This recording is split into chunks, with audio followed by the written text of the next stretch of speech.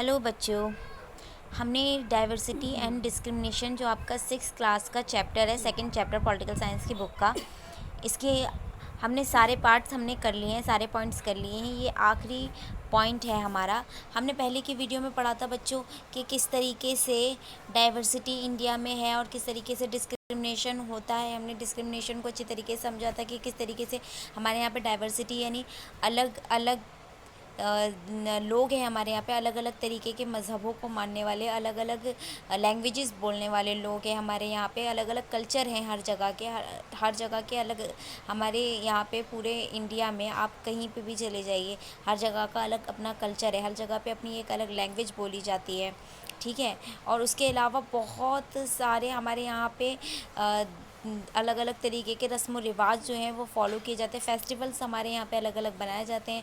तो ये सारे क्या हैं, हमारे ये डाइवर्सिटी है। और इसकी वजह से लोग डिस्क्रिमिनेशन करते हैं कि लोगों को जज करते हैं कि हम एक इंसान जो कि अपना अपना उसका एक नज़रिया है, वो एक कल्चर को फॉलो करता है, उसका एक अपना मज़हब है, तो वो दूसरे मज़हब या दूसरे कल्चर के फॉलो करने वालों को अगर नीची नज़र से देखे या उनको गलत समझे, तो ये क्या है, ये डिस्क्रिमिनेशन है।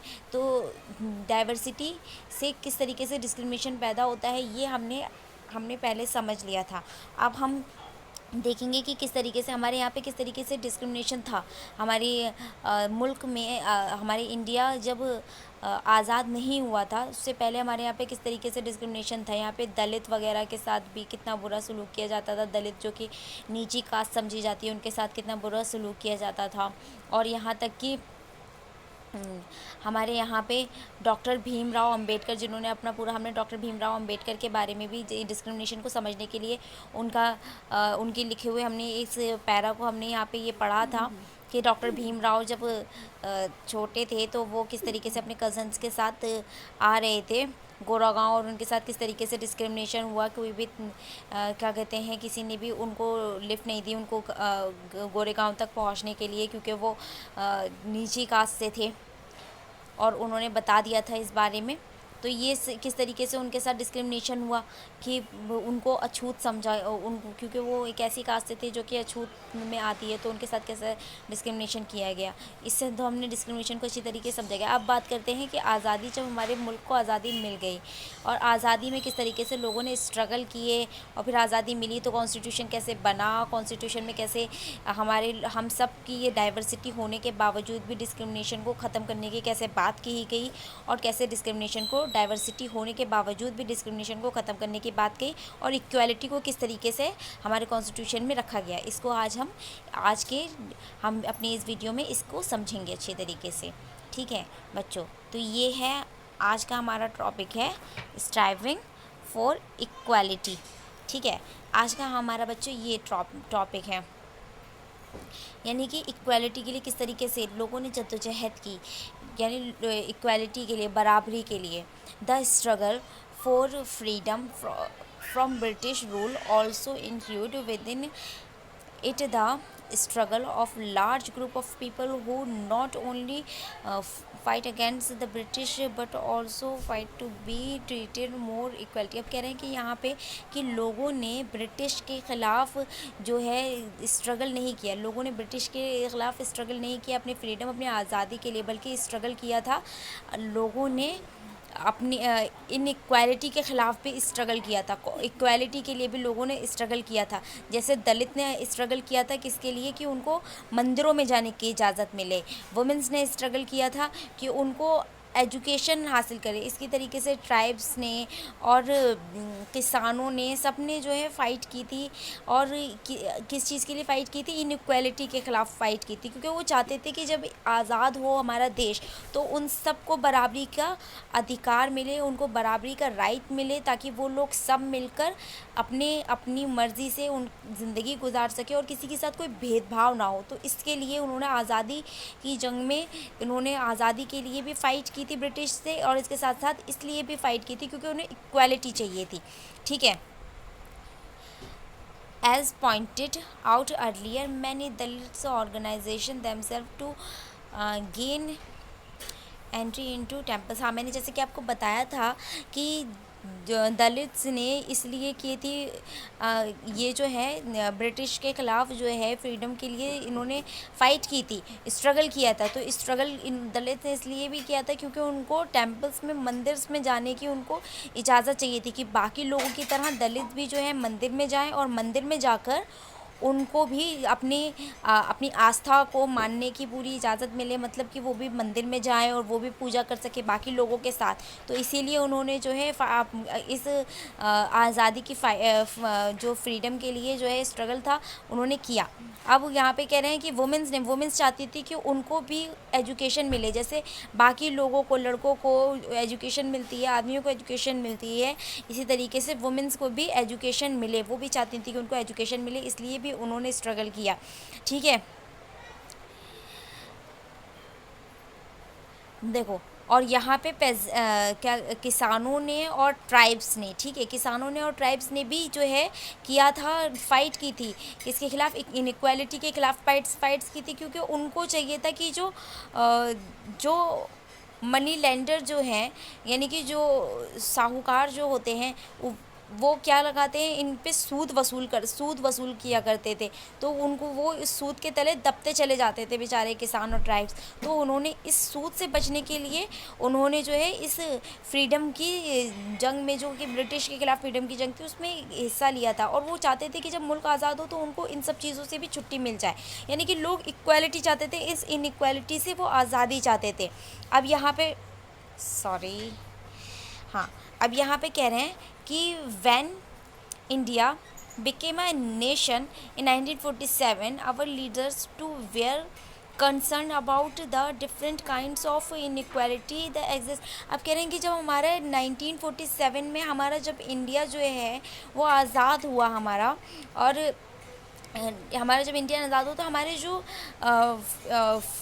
ये हमारे जो फ्रीडम फाइटर्स थे, जो हमारे लीडर्स थे, जो इंडिया के हमारे लीडर्स थे, वो जानते थे कि हमारे यहाँ पे किस तरीके का डिफरेंस है और कितनी इनइक्वालिटीज़ हमारे यहाँ पे एग्जिस्ट करती है, वो इन सब के बारे में जानते थे। इसीलिए जब उन्होंने कॉन्स्टिट्यूशन ऑफ इंडिया लिखा तो उन्होंने उस कॉन्स्टिट्यूशन ऑफ इंडिया में इस बात का बहुत अच्छे से ख्याल रखा कि हमारे यहाँ पे हमारे कॉन्स्टिट्यूशन सबको बराबरी दे, यानी उस कॉन्स्टिट्यूशन के लिए हर जो पूरे इंडिया में, यानी कि कॉन्स्टिट्यूशन के लिए हमारे पूरे इंडिया में, ये पूरा इंडिया है, पूरे इंडिया में रहने वाला हर फर्द, हर नागरिक या हर इंसान जितना भी है इंडिया में, जो भी है पूरे इंडिया में सबको बराबरी का अधिकार मिले, चाहे वो किसी भी मज़हब से हो, किसी भी ज़ात से हो, किसी भी नस्ल से हो, किसी भी लैंग्वेज बोलने वाला हो, किसी भी कल्चर को फॉलो करने वाला हो, किसी भी कास्ट से हो, कोई भी हो, वो चाहे वो कोई सा भी काम करता हो,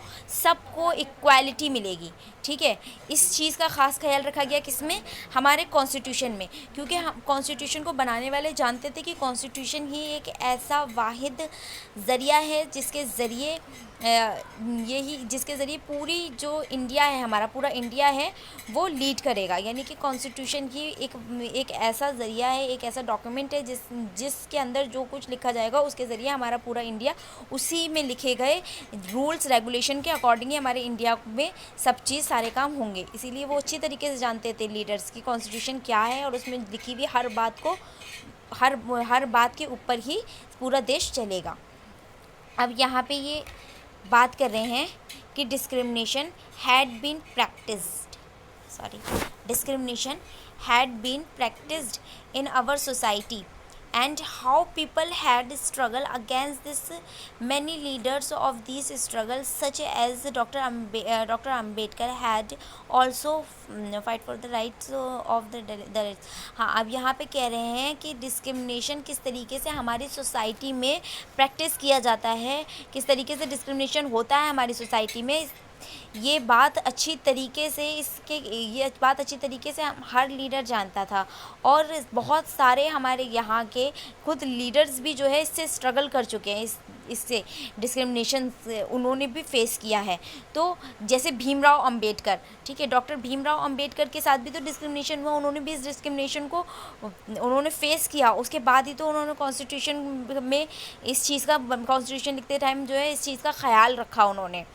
ठीक है। So these leaders set out a vision and goals in the constitution to ensure that all the people of India were consider equal. हाँ, तो इन्होंने जो जब कॉन्स्टिट्यूशन लिखा गया तो इस चीज़ का बिल्कुल इस चीज़ का अच्छे से ख्याल रखा गया, इस चीज़ को गोल बनाया गया कि भाई कि हमारे यहाँ पे सारे जितने भी पीपल ऑफ इंडिया हैं, यानी पूरी इंडिया में जितने भी लोग हैं, सारे पीपल ऑफ इंडिया के लोग सब के सब इक्वल होंगे, किसी को भी ऊंचा या नीचे का हक, ऊंचा या नीचा नहीं माना जाएगा, सब इक्वल होंगे, ठीक है। This equality of all person is seen as a key value that unites us all as Indians, everyone has equal right and opportunities. हाँ, क्योंकि देखिए हम जाहिर सी बात है कि जब सारे इंडियन जो हैं एक बराबर होंगे, इक्वल होंगे, ठीक है। तो ये क्या है, जब हमारे यहाँ पे इतनी सारी डाइवर्सिटी है लेकिन उसके बावजूद भी सब लोग चाहे कि कोई भी किसी भी मज़हब का हो, ज़ात का हो, रंग का हो, नस्ल का हो, लैंग्वेज, कोई सी भी कैसा भी इंसान हो, लेकिन वो पीपल ऑफ इंडिया है तो वो सब बराबर होंगे। तो ये क्या है, ये एक तरीके की वैल्यू है, ठीक है, जिससे हमारा इक्वल राइट जब सबको मिलेंगे, इक्वल अपॉर्चुनिटी सबको मिलेगी कि सारे इंडियन चाहे वो कोई भी हो, स्टेट के लिए यानी हुकूमत के लिए सब लोग बराबर हैं। तो ये क्या है, ये की वैल्यू है, यानी हम लोग भले ही हम लोग डाइवर्स हैं, हम लोग एक दूसरे से अलग हैं, लेकिन उसके बावजूद भी हम सब एक दूसरे की इज्जत करते हैं। तो ये क्या है, ये एक तरीके के की वैल्यू है हमारे लिए। अब यहाँ पे बात की जाती है, हाँ, untouchability is seen as a crime and has been legally abolished by law. कह रहे हैं कि जो ये है अनटचेबिलिटी यानी छूत-छात या छुआछूत, ठीक है। अनटचेबिलिटी जिसको हम कहते हैं छुआछूत, ठीक है। कह रहे हैं कि ये जो अनटचेबिलिटी है, छुआछूत है, ये एक तरीके का क्या है, ये एक तरीके का क्राइम है। क्या है, ये एक तरीके का क्राइम है, क्योंकि अब देखिए अगर आप किसी इंसान को आप बोलो कि तुमने हमारा ये सामान छू दिया, अब ये सामान गंदा हो गया, तुमने हमारे पास से गुजर गए तो अब हम गंदे हो गए, या तुमने हमें टच कर दिया हम गंदे हो गए, तो ये छुआछूत है। इससे दूसरे इंसान की फीलिंग्स को हर्ट होता है, दूसरे इंसान को अच्छा नहीं लगता है। तो क्योंकि हर इंसान जो है वो बराबर है, हर इंसान के दो हाथ होते हैं, दो पैर होते हैं, हर इंसान बराबर है, ठीक है।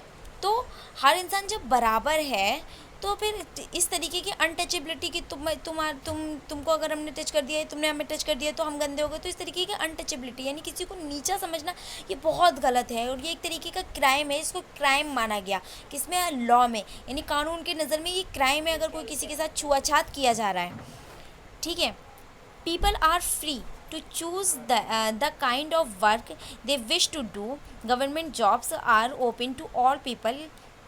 In addition, the Constitution also placed responsibility on the government to take specific step to release this right to equality for poor and others such a marginalized communities. तो कह रहे हैं कि हमें पता चल गया कि अनटचेबिलिटी एक तरीके का क्राइम है।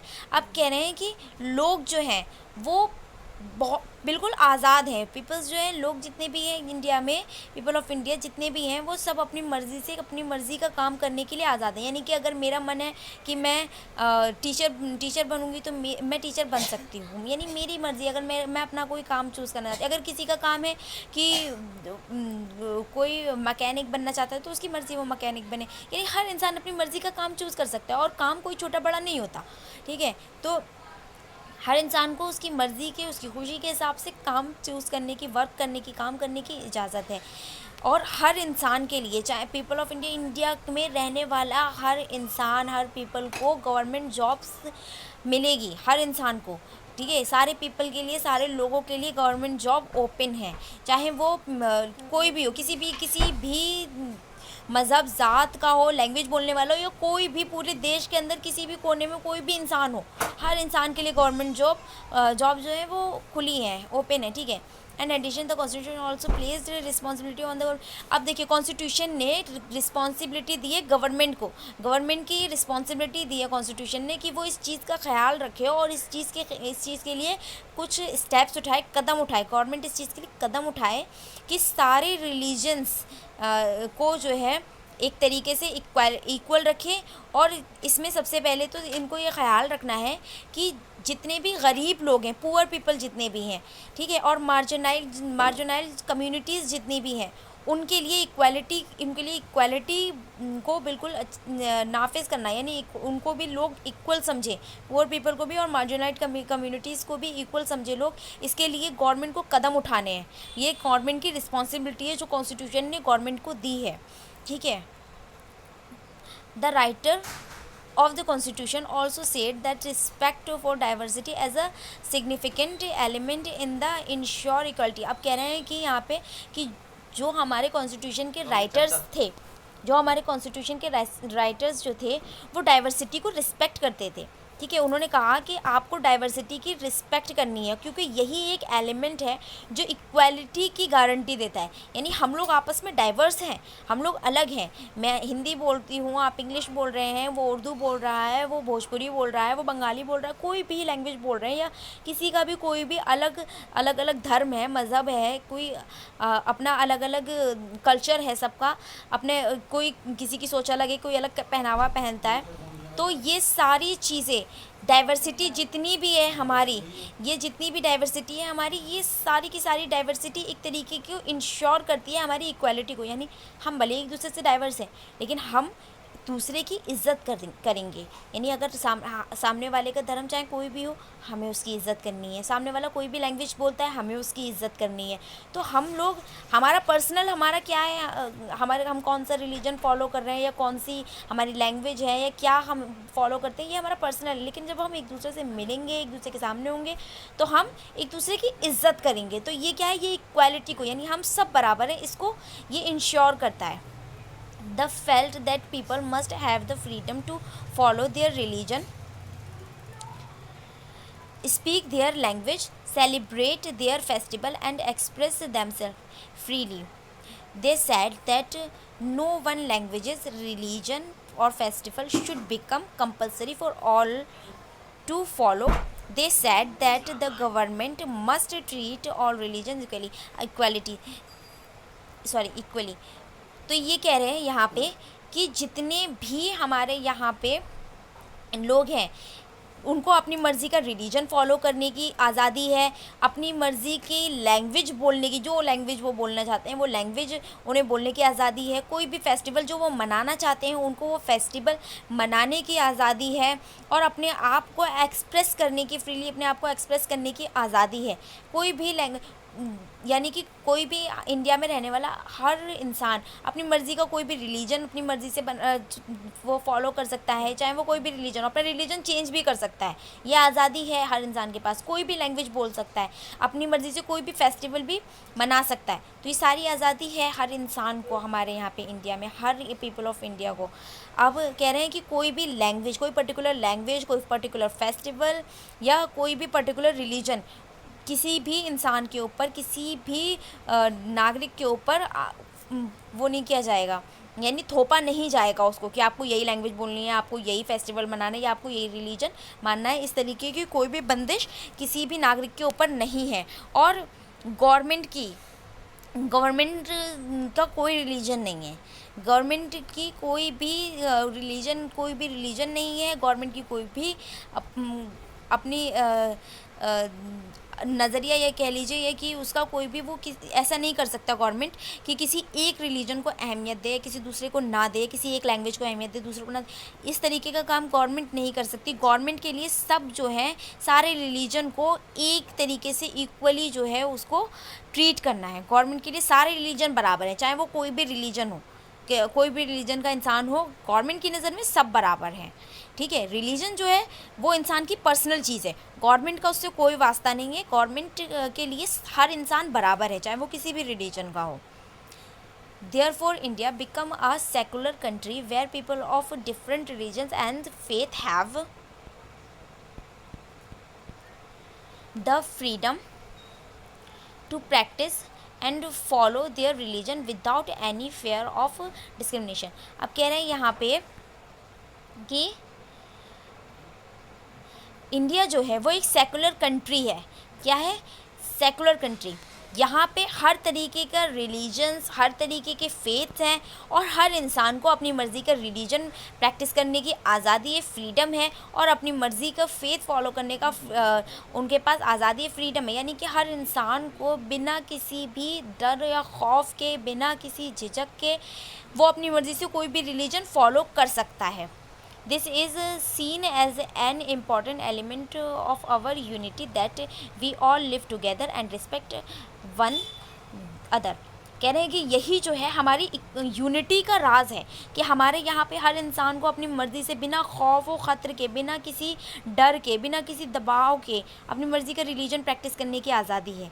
और यही चीज़ जो है हमारी यूनिटी, यही हमारी यूनिटी की वजह है कि जब हमारा अलग अलग रिलीजन है और हम अपनी मर्ज़ी से फॉलो कर रहे हैं, लेकिन उसके बावजूद जब हम एक दूसरे से मिल रहे हैं तो हम एक दूसरे के रिलीजन की रिस्पेक्ट कर रहे हैं, एक दूसरे के रिलीजन की इज़्ज़त कर रहे हैं, किसी के भी रिलीजन को अपने रिलीजन से कम नहीं समझ रहे, सबकी बराबर समझ रहे हैं, इज़्ज़त कर रहे हैं। यही हमारी यूनिटी की यही एक बहुत बड़ी वजह है। यानी कि जो पहले आज़ादी से पहले जो डाइवर्सिटी हमारी क्या हमारे लिए डिस्क्रिमिनेशन बनी हुई थी, अब आज़ादी के बाद हमारे कॉन्स्टिट्यूशन लिखने वालों ने उसी डाइवर्सिटी को हमारे लिए क्या बना दिया, हमारी यूनिटी की वजह बना दी कि हाँ, हम अपनी मर्ज़ी से कोई भी रिलीजन फॉलो कर सकते हैं, लेकिन हम जब एक साथ हैं तो फिर हम एक हैं। और हम किसी भी रिलीजन के हों, लेकिन हमें सबकी इज़्ज़त करनी है। तो ये क्या है कि हमारी यूनिटी की वजह बना दी है। तो these ideals are enshrined in our constitution is this chapter. अब कह रहे हैं कि यहाँ पे बेटा, अब यहाँ पे हमने ये तो समझ लिया कि किस तरीके से हमारे यहाँ पे हमारे कॉन्स्टिट्यूशन ने जो हमारी डाइवर्सिटी, जो हमारे लिए डिस्क्रिमिनेशन की वजह बनी हुई थी, वो हमारे लिए क्या बना दी है, हमारी यूनिटी की वजह जो है कॉन्स्टिट्यूशन ने बना दी है। ठीक है, अब हम यहाँ पे इस चीज़ को तो हम क्लियरली समझ चुके हैं। अब यहाँ पे बात कर रहे हैं कि तो दिस आइडियल्स आर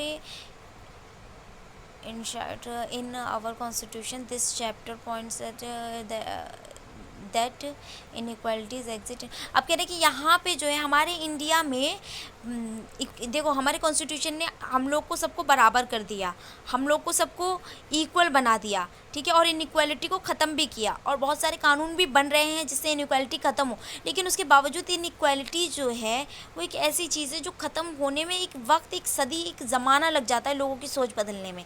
और इक्वालिटी एक ऐसी वैल्यू है जिसको पाने के लिए लोग हमेशा से स्ट्रगल कर रहे हैं, हमेशा से कोशिश कर रहे हैं। और इसको कोशिश करने के लिए हमें, यानी कि लोगों को भी कोशिश करनी पड़ेगी इक्वालिटी लाने के लिए, और इसमें गवर्नमेंट को भी जो है स्टेप लेने पड़ेंगे, गवर्नमेंट को भी मदद करनी पड़ेगी, गवर्नमेंट को भी स्टेप लेने पड़ेंगे इक्वालिटी को कायम करने के लिए, बराबरी को कायम करने के लिए गवर्नमेंट को भी स्टेप लेने पड़ेंगे, और लोगों को भी मदद करनी पड़ेगी। यानी गवर्नमेंट और लोग जब दोनों, यानी पीपल्स, गवर्नमेंट और पीपल दोनों मिलकर जब काम करेंगे ना, तभी इक्वालिटी आ सकती है। ऐसा नहीं हो सकता कि गवर्नमेंट काम कर रही है और पीपल अपनी सोच नहीं बदल रहे हैं तो फिर इक्वालिटी नहीं आएगी। लोग अपनी सोच बदल रहे हैं लेकिन गवर्नमेंट अगर इक्वालिटी नहीं लाना चाह रही है, किसी एक रीजन को ज़्यादा अहमियत दे रही है, तो ये क्या है, इस तरीके से इक्वालिटी कायम नहीं हो सकती। इक्वालिटी कायम करने के लिए गवर्नमेंट और पीपल दोनों लोगों को ही कोशिश करनी है और करती ही रहनी है, क्योंकि इक्वालिटी एकदम से नहीं आ सकती, वो धीरे धीरे करके ही आती है, और लोगों की सोच बदलने में धीरे धीरे ही वक्त आता है। इक्वालिटी एक ऐसी वैल्यू है जिसको आने में, समझने में वक्त लगता है। ठीक है, अब देखिए यहाँ पे हमारे यहाँ पे ये कॉन्स्टिट्यूशन ऑफ इंडिया का प्राइम्बल पेज दिया हुआ है, जहाँ पे साफ साफ लिखा है कि जस्टिस जो है वो सोशल, इकोनॉमिक एंड पॉलिटिकल तौर पर सबके लिए है, सोशली भी, इकोनॉमिकली भी एंड पॉलिटिकली भी सबके लिए जो है जस्टिस बराबर है। Liberty of thought, express, belief, faith and worship. देखिए लिबर्टी यानी कि हम अपनी बिलीव्स को, अपने फेथ को, अपने वर्शिप को, अपने थॉट को हम एक्सप्रेस कर सकते हैं। ये हमारे पास आज़ादी, इक्वालिटी की भी आज़ादी है कि यानी कि स्टेटस एंड लिखा है ऑफ अपॉर्चुनिटी, ये ब्लर हो गया, एंड टू प्रमोट क्या हो गया ये,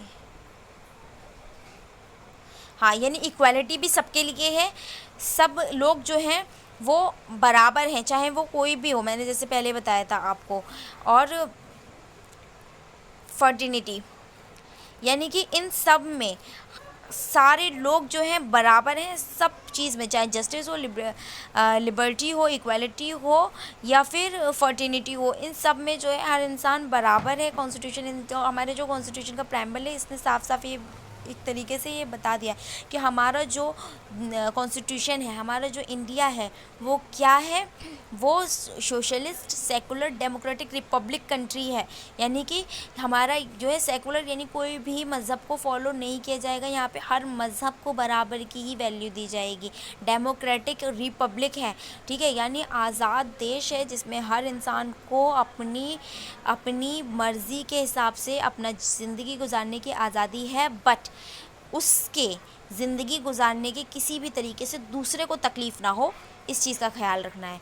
यानी कि अगर एक इंसान ये अपनी अपनी खुशी के लिए दूसरे की ज़मीन पे जाके कब्ज़ा कर लेगा तो ऐसा नहीं करना, ठीक है। खैर, ये बच्चों मैं आपको समझाने के लिए बता रही हूँ कि हमारा जो कॉन्स्टिट्यूशन है, हमारा जो इंडिया है वो सेकुलर डेमोक्रेटिक रिपब्लिक है, यानी कि यहाँ पे हर इंसान को अपनी मर्ज़ी से ज़िंदगी गुजारने की आज़ादी है, हर इंसान बराबर है, हर इंसान के लिए जस्टिस बराबर है, यानी कि चाहे वो सोशली हो, इकोनॉमिकली एंड पॉलिटिकली, यानी कि हर इंसान के लिए जस्टिस जो होगा वो बराबर होगा, हर इंसान के लिए इंसाफ बराबर होगा, चाहे वो फिर वो कोई भी किसी भी फील्ड में हो, ठीक है, सोशल इकोनॉमिक किसी भी उसमें हो, हर इंसान के लिए जस्टिस बराबर है, ठीक है।